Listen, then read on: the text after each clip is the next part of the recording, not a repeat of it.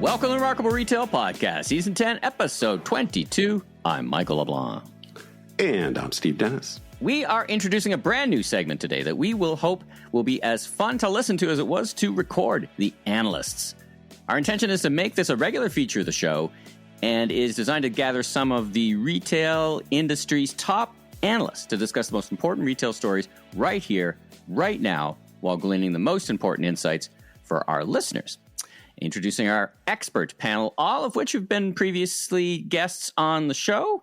You might know them, but you might not, or know them well enough. Sucharita Kodali from Forrester, Neil Saunders from GlobalData Retail, and Simeon Siegel from BMO Capital Markets. Steve, not only did I find this a fun segment, but it was super insightful too. It was a lot of fun.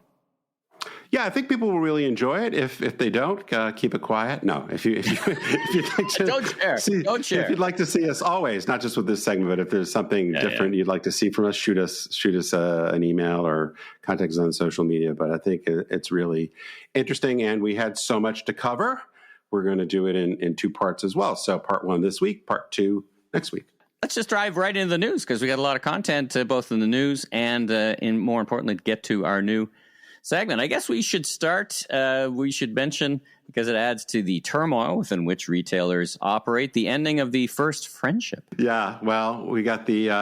I think when you have arguably anyway, the most powerful man in the world, and I think not arguably the richest man in the world fighting, that's not necessarily a good thing. Senator Kennedy, U.S. Senator Kennedy, who I can't remember if he's from Mississippi or Louisiana, but if those of you who know him will know he has quite a strong accent and often offers up colorful commentary, said, "I have learned not to get between the dog and the fire hydrant." So he is saying, which is which, by the way, on that. Yeah. Well, exactly. You can choose, but the other one I've heard is when the elephants are dancing, stay off the dance floor. Yeah. But anyway. We're recording this on Sunday. It looks like there's maybe a bit of de-escalation. I'm sure everybody's heard something about this. Who knows where things will go? But why are we even mentioning this? Because this is not a political podcast. If you want to get into the politics, Pod Save America is great on this. Pivot's great on this. There's lots of places to go. But I think from a retail standpoint, as we've been talking about, we'll talk a little bit in the analyst segment, the chaos and uncertainty is not good for business. And this is just one more thing that adds to the noise, the chaos, the uncertainty. So who knows? I mean, it's a distraction, which may just be a kind of a social media news cycle thing. But I think there are some tangible things, like, for example, in the U.S., passing the budget bill, which could have very significant implications on the economy.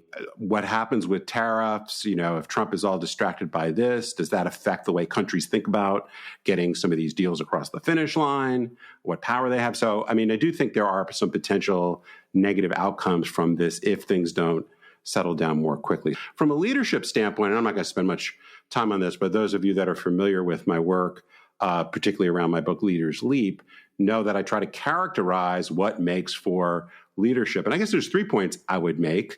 One is, this is just a battle of egos. And anytime people are caught up in their egos, and we've got, frankly, 2 narcissistic sociopaths here, and it's just chaos, right? And so the answer, if you're a leader, is to avoid getting into these kinds of things. And if you need help, get help. And I think one of the saddest things really, and I'm not trying to be cute about this at all, is I think it's pretty clear that Elon has a very significant substance abuse problem. And I think a lot of that traces back to this. And I don't make light of this. I have some personal history, family history with depression and addiction. And I really do hope he gets help. I hope we don't have, even more chaos because of that, and or a Tony Hsieh kind of moment, if people are familiar with the very, very sad story of the Zappos founder. So it's fun in a way to make fun of this, but they're pretty serious things because there are real implications both at the individual level and the people around them, and obviously the economy and the world at large. But I also want to say that there's the ego part, there's the dealing with reality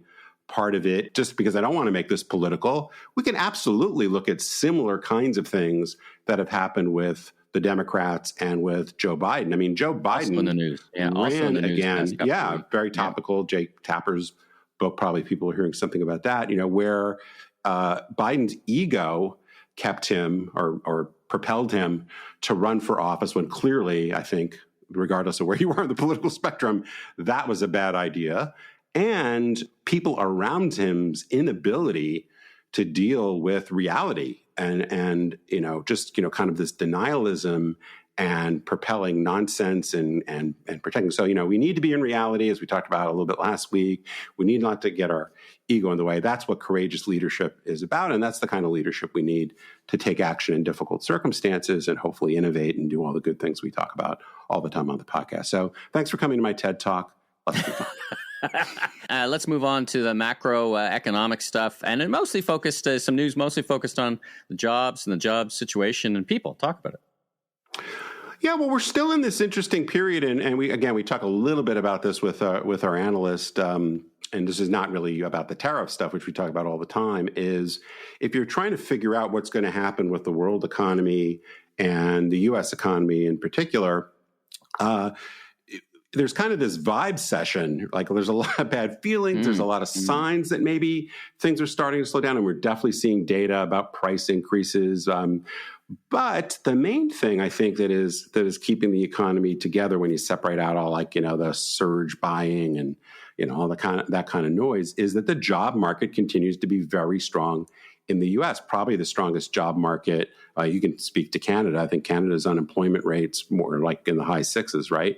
The U.S. has been. Yep. Yeah, and the U.S. has been hanging in at 4.1, 4.2 for like a year now. We got some news last week, and even though the job growth was a little on the low side, it was still pretty strong. Now, there's some theories, and I remember talking about this with Ira Kalish, the Deloitte economist, post-COVID about labor hoarding, that people might not be getting rid of people, even though they might feel like they need to cut some expenses because it's difficult to rehire people. There's a lot of shortages in labor, more on the lower end side because of the deportations and some of the policies for more entry-level workers, but also immigration is down a lot. So some of the skilled workers that might be in more technology fields, et cetera, tougher and tougher to get those folks to get visas and those kinds of things. But we are seeing, but it's not quite in the numbers yet, more layoff announcements. I saw one report that layoff announcements were up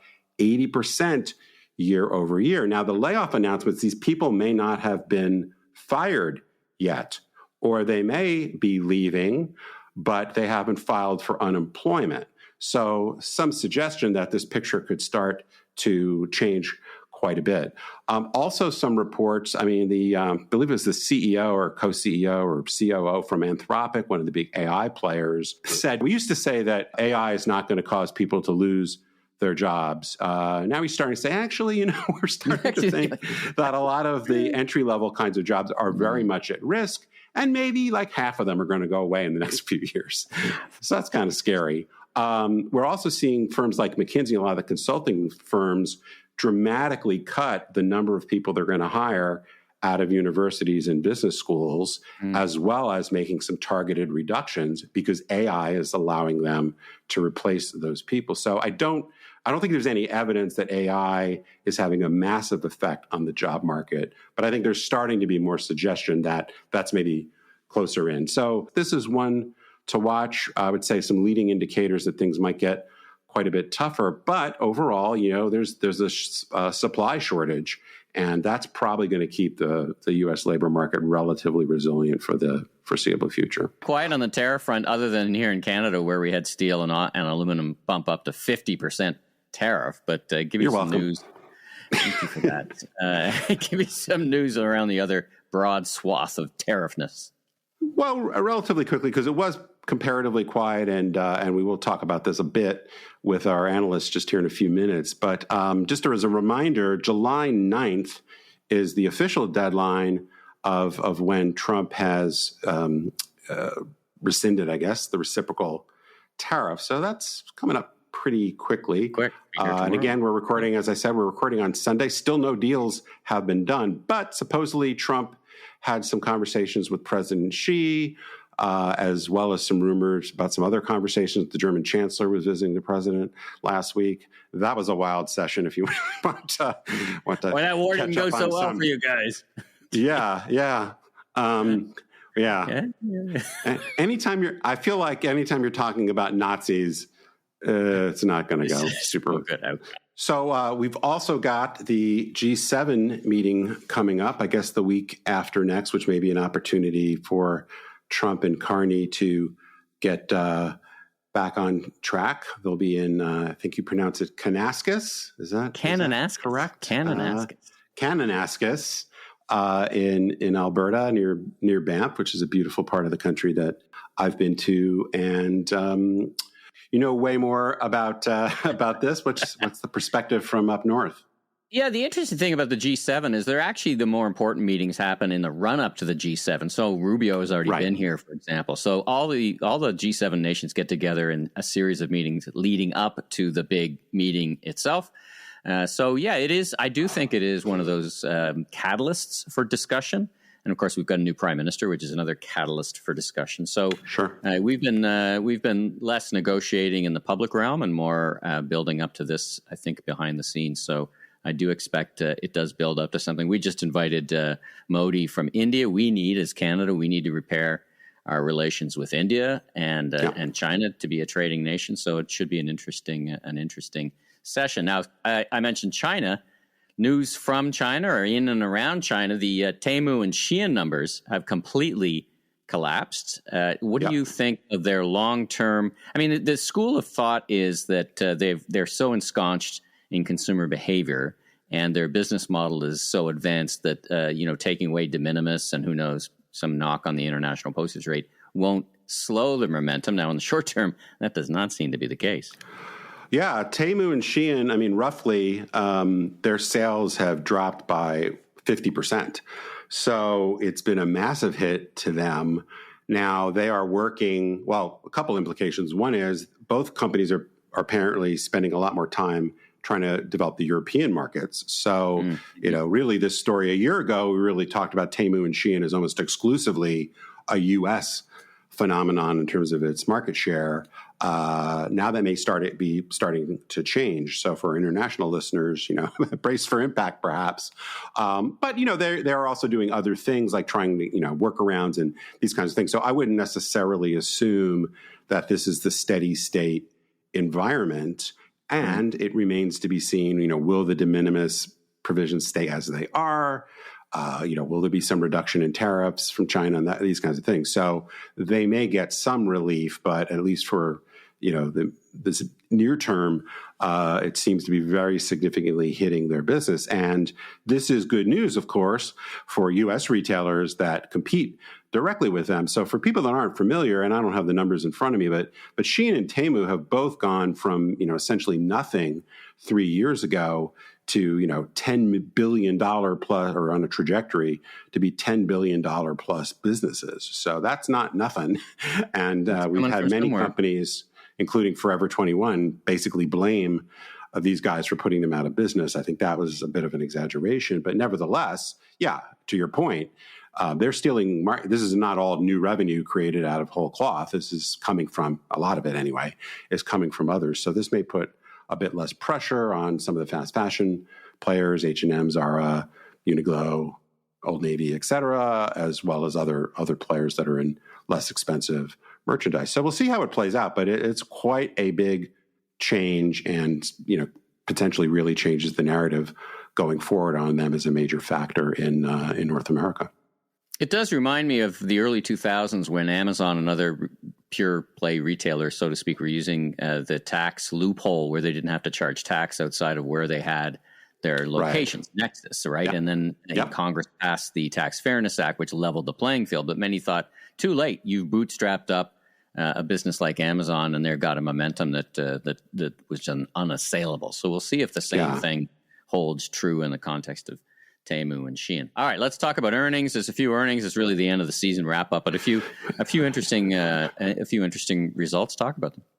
Yeah, we're pretty much done. Other than, one that's still out there because they delayed. Just as a quick mention, and we did one of our YouTube videos on this, Victoria's Secret, which is amidst a turnaround, and we had Lauren Sherman and Chantel Fernandez talk about with Victoria's Secret. So that's a great episode if you want to go check that out. But they had a data breach and their site was down for a bit. So they're delaying their earnings. So I don't know that they've announced when they'll come out, but perhaps next week we'll get a chance to talk about them. But we'll go through this really quickly. I think overall what I would say, not just about the ones we're going to mention quickly, but about the whole quarter, is that it's a very confusing quarter to read because we know we had some buy forward of products. I mean, the more consumer surveys that come out, the more we see people specifically saying they pulled ahead their spending because of the fear of the tariff impact. So that appears to be a very real phenomenon for lots of retailers. So we have that, which presumably inflates some retailers' numbers materially.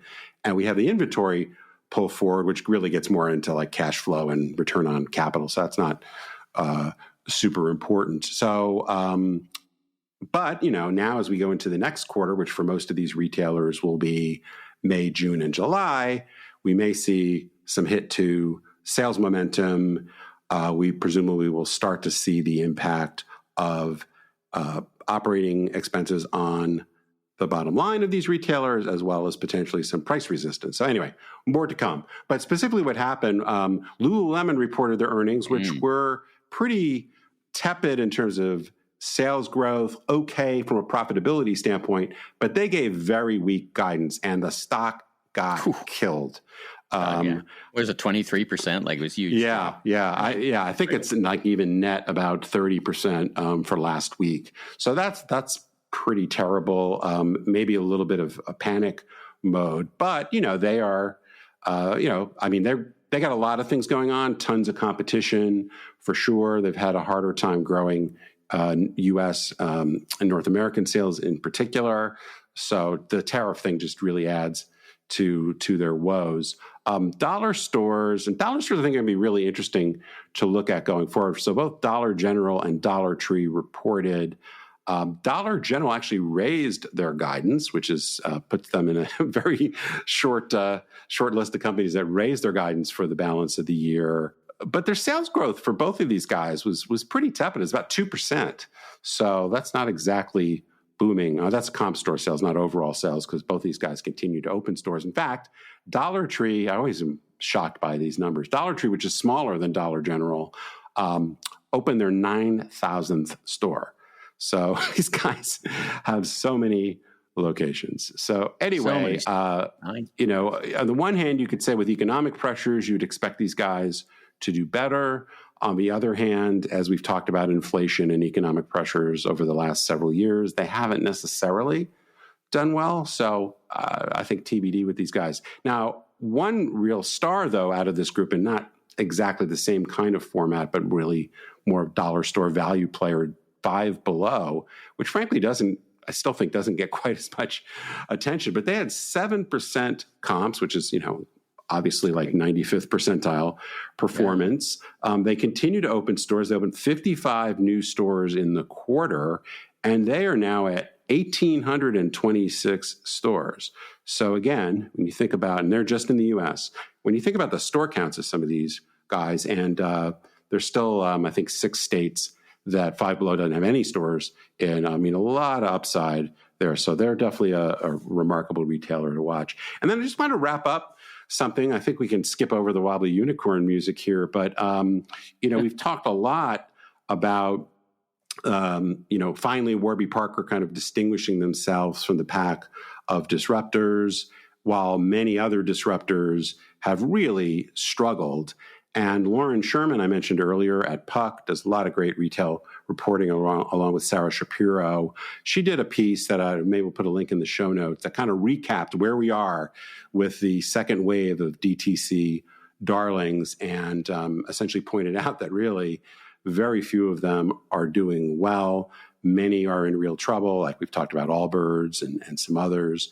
And many are just kind of bumping along. So the one in particular we got this past week was Rent the Runway, which continues to lose a lot of money.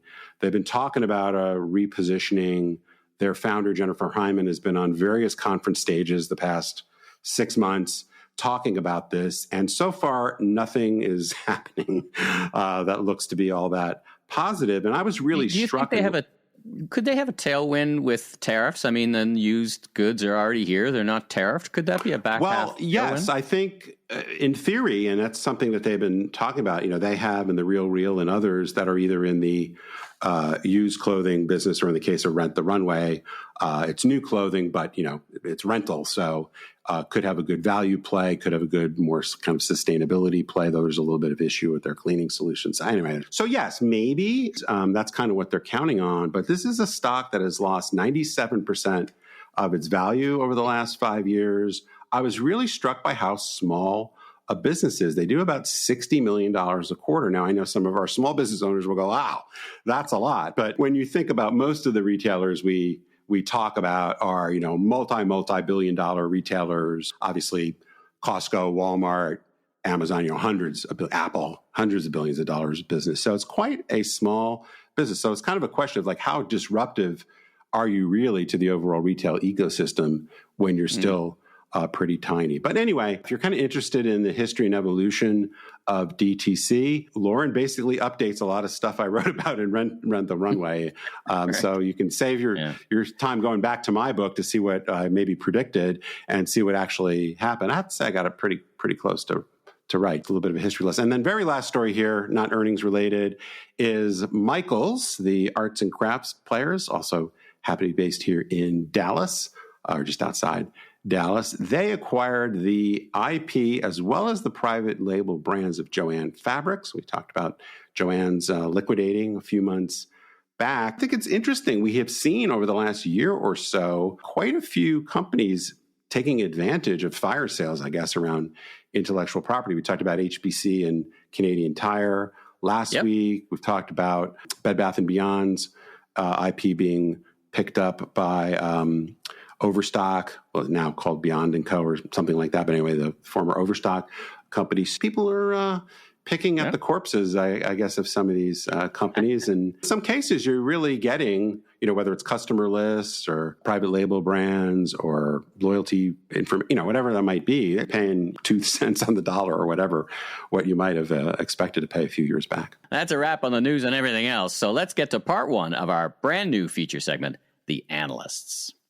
Well, welcome everybody to our brand new segment. It's very exciting for us, and we've been talking about this for a while, and it's a new segment we call The Analysts, and we are going to look to repeat this segment from time to time. It's designed to gather some of the retail industry top analysts on a regular basis to discuss the most important retail stories right here, right now, and anchoring them and getting the most important insights for our listeners in the moment. So let's introduce our expert panel, all of which who have previously joined us on the pod, and we've been on stages together. First, Sucharita Kodali, Vice President and Principal Analyst at Forrester Research. Good morning, Sucharita. Good morning. Thanks for having me. I'm excited to be here. Next is Neil Saunders, Managing Director and Retail Analyst at GlobalData Retail. Welcome, Neil. Thank you very much, and thanks for having me as well. And last but certainly not least, Simeon Siegel, Managing Director and Senior Analyst at BMO Capital Markets. Welcome, Simeon. I really wanted to clap for the other two as you were like bringing them on going, yeah, here we go. I just didn't know how it would go over. So in my head, there was cheering. In your head. There was. We can add that in post-production, maybe. Yeah. We'll add the crowd goes wild in post-production. All right. So let me just explain a little bit about the format. So we're going to talk about 3 big stories of the week and get everyone on the panel's perspective on that. We're also going to do kind of a focus question where we'll get each of our analysts' hot takes on a topic that is near and dear to their heart and potentially also to their social media feeds. And then we're going to wrap up with a lightning round. So this is a little bit of like around the horn for you ESPN fans, or maybe it's around the mall. I don't know, but we'll see how it all goes. It's a bit of an experiment. Anyway, let's get started. We don't want to spend too much time on intro since we've already introduced, but maybe just each of you could give us just a little snippet about who you are and the work you do. So Sucharita, would you mind kicking us off? Yeah, sure. So I've been an analyst at Forrester for almost 20 years, just covering retail and the retail tech ecosystem. Perfect. What part of the world are you joining us from, Sucharita? Well, I'm joining from Massachusetts right now, but I live in Charlotte, North Carolina. All right. Silence. All right. Neil, you're next. Next up. I was like, that was not a mic drop. Sorry, there might have been a little technical issue on my part. All right. Next, I can do the cheering again for North Carolina. There you go. We love. I missed my cue. We love North Carolina. Yeah, well, I was waiting for the cheer. Thanks. And now to class up the joint, Neil Saunders with the most erudite accent. Neil, who are you and what do you do? Well, thank you very much, Steve. I am a retail analyst by trade, and I head up the retail practice at GlobalData, which actually is a practice that I founded with some colleagues in 2011, which is years ago now. And we started it in the UK, but now I find myself in Scottsdale in Arizona, where the weather is a great deal better than the UK, even if it does get very, very hot. And you also spend a lot of time in malls, but we'll get back to that in a little bit. And last, Simeon. Tell us a little bit more about you. Hello, everyone. So I work at the Bank of Montreal, which is a very nice teamer. So people hear Wall Street and think negative and then see Canada and then get happier. So it's a very nice mute.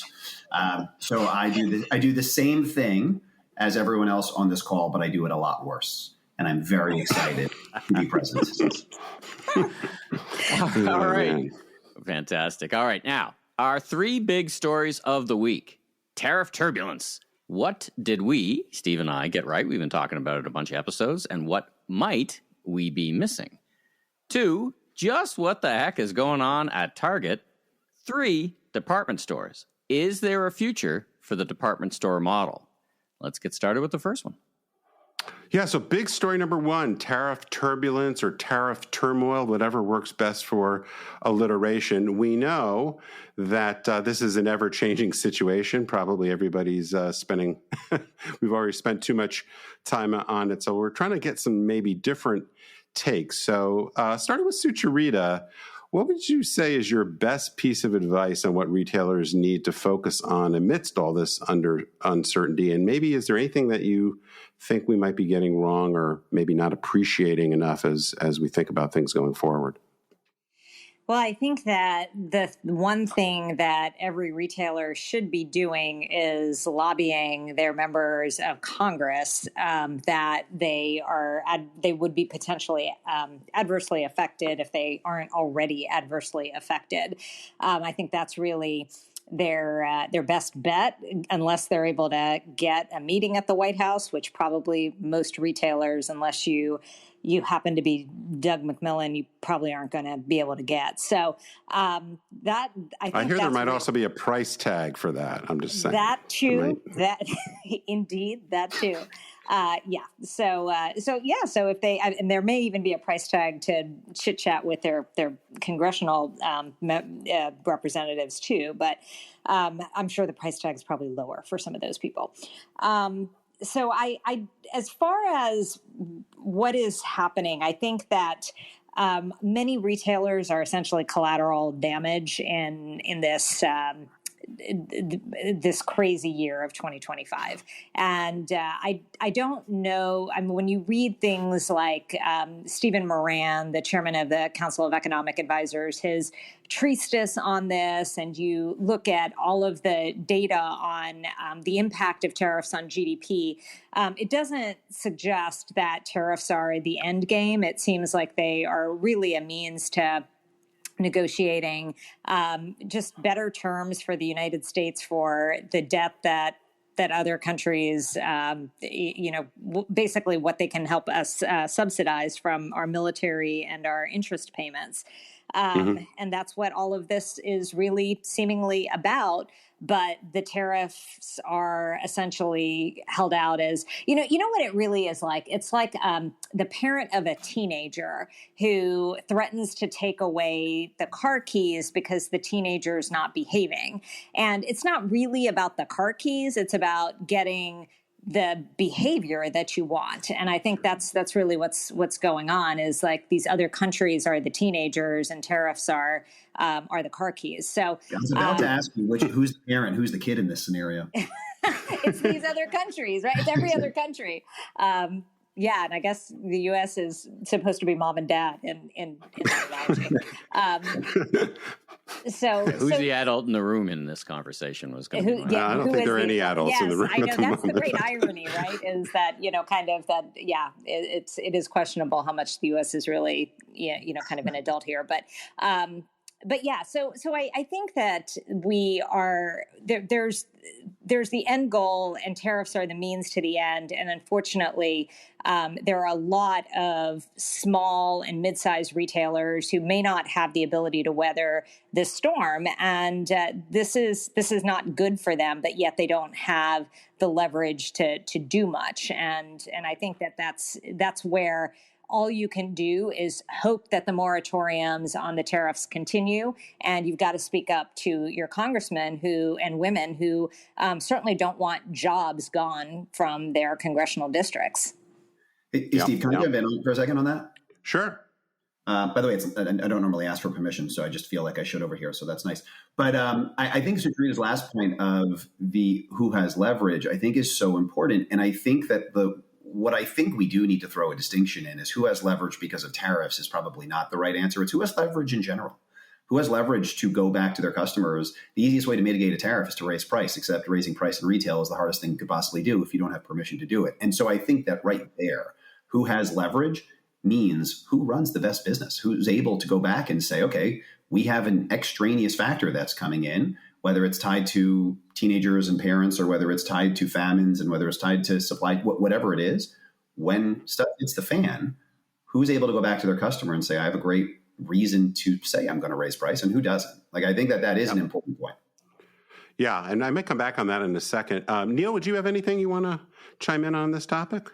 Well, yeah, I really do agree with Simeon on that, because I think from all my conversations with retailers, there's a very clear understanding that tariffs raise the costs of doing business.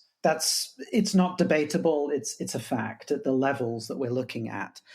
But the first thing that I hear from them is, okay, how can we mitigate this? It isn't, how can we increase prices? It's, okay, how can we mitigate this? That's the first stage gate that they're going through. Because I think there is a recognition that the consumer has had quite enough of price increases after this big bout of inflation. And retailers don't automatically want to pass those increases across. And even good retailers, I was speaking to Abercrombie and Fitch the other day, and they were very clear on this. They said, we don't want to increase prices. We know our customer. We're happy with the value equation as it stands. We don't want to put those extra costs onto the customer. And so they've, in their guidance, taken a hit on margins because they feel that's the right thing to do. And that's coming from a good retailer with good product, good assortments, good execution. And I think that is really the way a lot of retailers are looking at this. It's what other things can we do? Shifting supply, shifting fabrications, looking for cost savings elsewhere. That's the approach. Now, the problem is the consumer may not bear the brunt of that, but some of the profitability of retailers may bear the hit. So there's going to be a victim from this. It's just, where does that pain fall? And some of it will fall on the consumer, but some of it will fall on the retailer as well. And that's more invisible to the consumer, but it is important because it obviously impacts jobs, it impacts investment, it impacts competitiveness, it impacts returns, which then drive our pension funds and everything else. So this isn't a good picture, but the pain doesn't always fall where you would think it would fall in the terms of, hey, let's just increase prices and pass those things across. Right. Yeah, no, that makes sense to me. And maybe Simeon, because we do have a Wall Street analyst on. I was wondering, Simeon, whether from Canada. A nice Wall Street analyst. But we're not an investment podcast, so I don't want to make this so much about what's going on in the stock market, but it does seem like there might be a little bit of irrational exuberance in the markets, because to what we've just been talking about, I mean, if you just take, let's just assume we have, say, a 10% tariff, and you apply that to the cost of goods sold to a lot of retailers, and you do make the assumption that it's going to be difficult to pass on a lot of that to the consumer, that seems very negative for a lot of retailers' bottom lines. And yeah, maybe they can adjust their sourcing or whatever. But presumably, if there were acceptable low-cost sourcing, they would have done a lot of that already. So I'm just trying to figure out, it just seems to me like there's going to be more negative impact on retailers' performance, at least in the foreseeable future, than at least the market seems to be recognizing. Would you agree with that, or am I missing something there in the math? Isn't the market great? By the way, you're using a 10%. So we're assuming that's your base level, which may or may not be fair also. And that's to your point. Yeah, I mean, that would assume we need a low single digit lift. Then again, very dumb, stupid back of the envelope numbers. You need a low single digit lift to account for that when we have a lot of companies talking about promotions. Lululemon just reported recently, because I don't know what day this is airing, but Lululemon just reported telling you that they're lowering their number because markdowns are going to be up a little bit for the rest of the year. That's Lululemon. And so figuring out how to pull a low single digit price increase as if it's just check the box, move on, life is good. Yeah, I totally agree with you. And what's fascinating about the market is long term, I firmly believe that it's supposed to be rational and should. Long term, the numbers should bear themselves out. But the whole idea of dislocations means in the short term, it's humans, at least still, maybe increasingly changing, but humans making market decisions, which means there's opportunities in the interim. And the fact that many stocks, not all of them, but many stocks are back to where, or even above in some instances, before the tariff announcement came out. I mean, that does seem very interesting. And so we're supposed to be forward looking. And so if the idea is this is all going to be mitigated, that's fine. But I don't know a single retailer that I've spoken to or heard from in the last several weeks that have said it's all going to be mitigated. It's all fine. Yeah. No, that seems to make sense. Well, so that's our first big story, and we'll get to our second big story in just a minute. But we're going to do one of our first focus questions, and let's stick with you, Simeon. You've been, as longtime listeners will know, you've been on the pod a couple of times.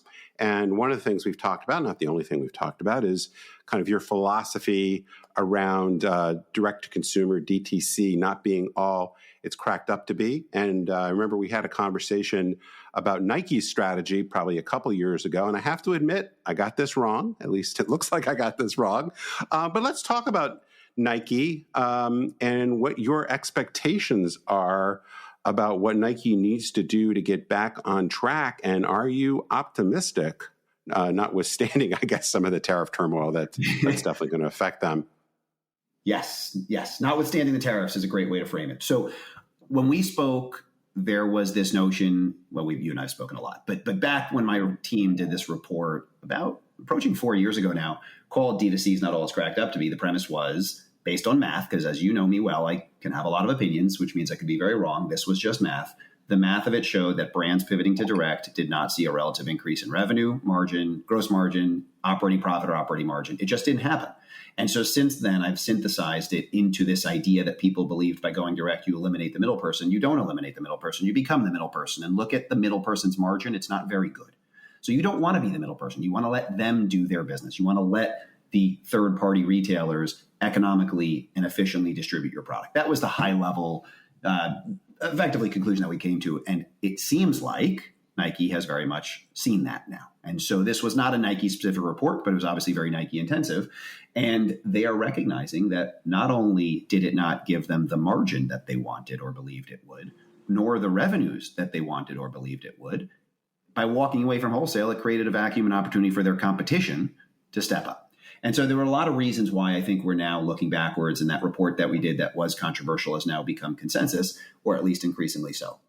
In terms of where we are right now, you can argue there's a similar thing happening. The reason I love this sector is because we all have feelings and we all have opinions and biases, but there's also a lot of data if you just want to look for it. And so what Nike's going through right now, and it'll be interesting to hear my friends either agree or disagree with this, but I think what they're going through right now is a mirror image of what they went through 10 years ago when Adidas emerged with the Ultra Boost and with Kanye with the Yeezy line of shoes that were a brand new product that Nike had never seen, the world had never seen. It was this giant foam midsole that was a new technology and a new vision.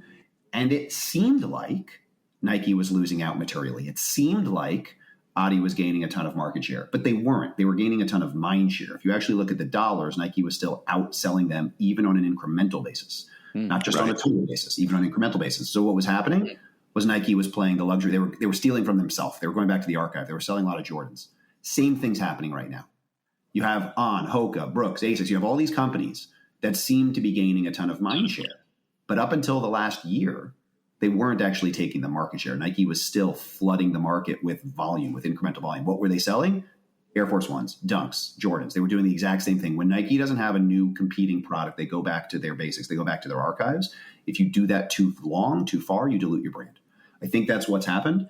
They had the same problem then. They fixed it by putting out a competing product and by bringing the product back down. Obviously, this is easier said than done, but I think if they can take that process, they can re-elevate what they stand for. They are still at $50 billion. If they lost 20% of their business, they'd be 40. Like they're winning when they lose. They just need to be able to regain mind share. All right, let's move on to big story number 2. What is going on at Target? Now, Target had a great post-COVID momentum. Steve and I were talking on our last episode a couple of weeks ago that we talked a lot about them, and we interviewed some folks, and we thought they seemed to have it all together, but they seem to have also really lost trajectory. Now, that's a Target I'm somewhat familiar with here in Canada. I've seen them lose complete trajectory into a brick wall, actually. But, the performance gap with Walmart is fairly dramatic. What's going on? What do they need to do to get back on track? Neil, you've spent more time in these stores than many of us. What are you seeing and what are you thinking? Yeah, it's really interesting because I feel like analyzing Target is a bit like peeling an onion. There are just a lot of different layers. I think the start point is, you could say in some ways they're a victim of their own success, because when you look at digital sales, back in 2019, Target's digital sales total were about 6.5 billion. Last year, the digital sales fulfilled through stores, so not total digital sales, just fulfilled through stores, were about 18 billion. So it's almost 3 times the value. Now, that seems fine on the surface, but the problem is fulfilling from stores requires a lot of labor. It's an intensive job. You have people walking around. They haven't got micro-fulfillment centers doing this. And the problem is that has put a lot of pressure on the labor hours. They haven't increased the amount of labor in proportion to these sales. And what it's done is it has basically pulled a lot of Target staff off other tasks in store, and it has put them onto digital. And that means that the execution of other things, putting away merchandise, making sure that registers are opened, serving the customer who's in the store, those things have fallen back. And it's exacerbated as well because Target has never had the best of systems. Target's always had out-of-stock issues. When you're fulfilling from store, that problem gets magnified. And this has just frayed the whole experience in stores. And that matters for Target because Target's never been about the lowest price. It's always been about the best value. And the experience is important. And then on top of that, you've got other things that have happened. There's a relative lack of innovation in some of their own brands. Before COVID, they were going great guns with own brand development. They're still kind of good at it, but they're not as good as they once were. There isn't enough freshness. And that has pushed customers away. It's reduced the value equation. And of course, it's done so at a time when people are more focused on value. And of course, competition like Walmart has stepped up to the plate. So then you ask, well, why not correct it? And one of the problems is their profitability is not great. The latest quarter, it looks kind of good, but actually it's all because they had this exceptional settlement of a credit card litigation fee, about $500 million. You take that out, the margins are way down on where they once were. And, I think on top of all of that, management is just weird. To be really honest, they've become insular. They've become defensive. They come out with odd statements. Customers are thanking us for locking things up. I mean, fine, you lock things up because there's a reason there. I get it, because you want to reduce theft. Customers have really come up into stores and say, hey, thanks for locking this up. It's really appreciate it. Yeah, 15 minutes to get my toothpaste. How wonderful of you. I mean, no one's saying that. And it's just thanks, Brian. you feel like just putting your arm around Brian or Target and saying, hey, what happened to you? Like, are you okay? Yeah. I just think there's just such a lot it's just weird. And I think the first thing they have to do is say, like, look, hey, we have a problem here. Here's how we're trying to fix it. And it doesn't involve setting up Office of Enterprise Acceleration, which sounds like something Elon would come up with. It's very weird. It's like, well, the board should be doing this anyway. There's just a lot that's very mysterious about Target, but we do know it's not a bad business, but it's just getting a lot of things wrong operationally, and it's a shame. Simeon, big business, big profile, big numbers. This must be creating some big pressure on their executives as they, from your perspective as an analyst, looking at the numbers, comparing, they got a pretty good compared to at Walmart. How are you interpreting what's going on there, and how is the street interpreting this? And do you think there's some big pressure to get these things less weird, more right? I was about to say, how do you top weird? Like, isn't that just the answer? Like, isn't that just perfect? Listen, at the end of the day, I think what is important, and this is actually echoes something we did talk about last time, in real business, market share is supposed to happen. In real business, we're supposed to have winners and losers. During COVID, it was a cluster. Everyone either was good or everyone either was bad. And so I think seeing one big box work and one have a little bit more of a hard time feels pretty natural. Doesn't mean it's structural. It doesn't mean that they can't come out of it. Doesn't mean that people can't be less weird, right? I mean, there's ways to learn about that. But yeah, I'm looking at this and I'm thinking this is kind of what business is supposed to look like. And I'm still seeing the bigger one, like Walmart is still growing. And so I think that recognizing the environment is what it is. I think every business needs to look inward. Every business needs to figure out how do they win in tough environments. It's easy to win in good environments. Sucharita, Neil talked about perhaps that Target wasn't the leading edge in technology. We certainly see a lot of that happening, whether it's Sam's or at Walmart's. What's your perspective about where they sit, and is there a there in terms of, as Simeon says, listen, it's just a cycle, they can straighten themselves out, lots of momentum. What's your analysis? I do think that they will come out of this funk, because whether with a new CEO or the current one TBD, but they have a tremendous store footprint. They do have brand equity. They have they're well known in the American mindset for what they do. So so every major retailer goes through cycles. However, to Neil's point, they have executed particularly disastrously in the last few years, and it's been a combination of probably overpricing during the periods of inflation, not really executing at on the store level. I mean, certainly every Target that I go to, inventory is not where it should be. There are orders that'll be canceled if you order in an omni-channel fashion. And candidly, their competition, which are Amazon, Walmart, and Costco, have been executing well. So it's a combination of, I think they got a little complacent and they didn't innovate, and they are in a situation where their executive team doesn't seem to be listening to what the issues are.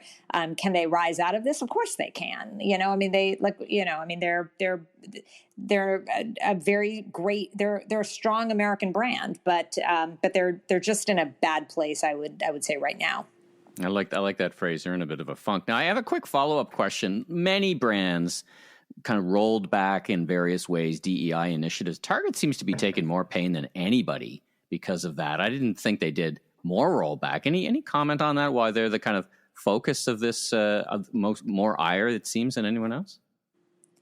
Well, is it that people are pointing to DEI as part of it's coincidental? I wouldn't say that it's necessarily causal. So that would be my take. I mean, there's so many other self-inflicted issues that are related to just inventory and store operations that are outside of DEI, that it's very easy for anybody who is anti-DEI to point to that and say, I told you so. So that's a wrap on part one. We'll be back with part two next week, where Sucharita, Neil, and Simeon share their thoughts on the future of department stores, the outlook for agentic, and which retailers really know how to execute. We'll also take the analysts through our lightning round, so be sure and join us next week.